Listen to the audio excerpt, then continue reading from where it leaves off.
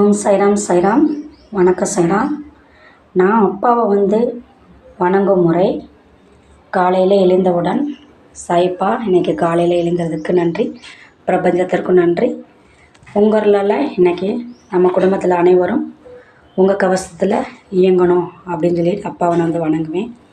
காலையிலேருந்து இரவு வரையும் உங்களுடைய பொறுப்பு, எங்கள் தேவைகள் அனைத்தையும் நீங்களாக இருந்து எங்களுக்கு அருள் செய்யுங்க அப்படின்னு சொல்லி மனதார அவர்கிட்ட பிரார்த்தனை செஞ்சுக்கிறேன்.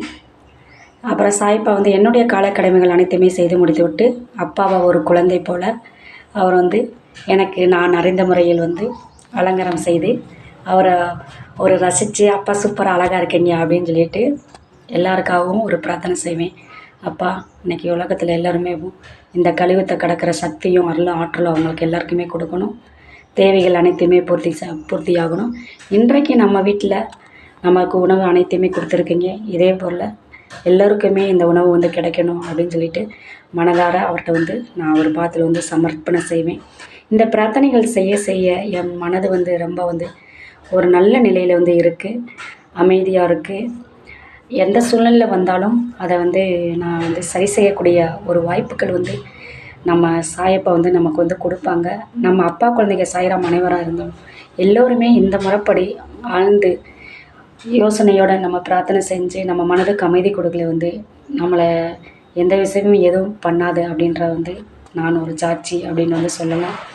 குருவின் கருணையால் நம்ம அப்பாட்ட ஒரு வேண்டுதல் வைக்கிறோன்னா அதை முழு நம்பிக்கையோடையும் ஆழ்ந்த ஒரு சிந்தனையோடையும் நம்ம அப்பா பார்த்துக்கிடுவாங்க அப்படின்ற ஒரு பொறுமையோடு இருந்தோம்னா அதுக்கு ஒரு நல்ல பதில் கிடைக்கும்.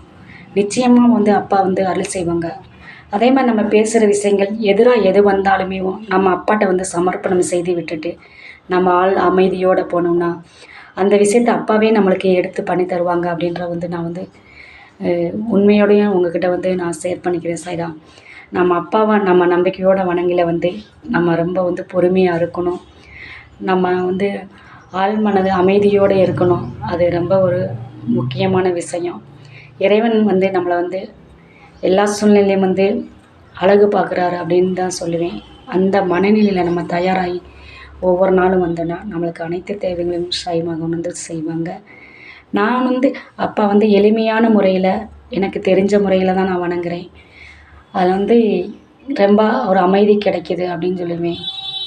இது நீங்கள் உங்களுக்கு தெரிஞ்ச முறையில் இந்த இது உங்களுக்கு பயனுள்ள தகவலாக இருந்தால் நீங்கள் இதை செய்து பாருங்கள். இந்த நன்மையை எங்களிடம் ஷேர் பண்ணுங்கள். ஓம் சாய்ராம். ஸ்ரீ சாயை பணிக அனைவருக்கும் சாந்தி நிலவட்டும். எல்லா உயிர்களும் இன்புற்று வாழ்க. ஓம் சாய்ராம். சாயப்பா குருவே சரணம்.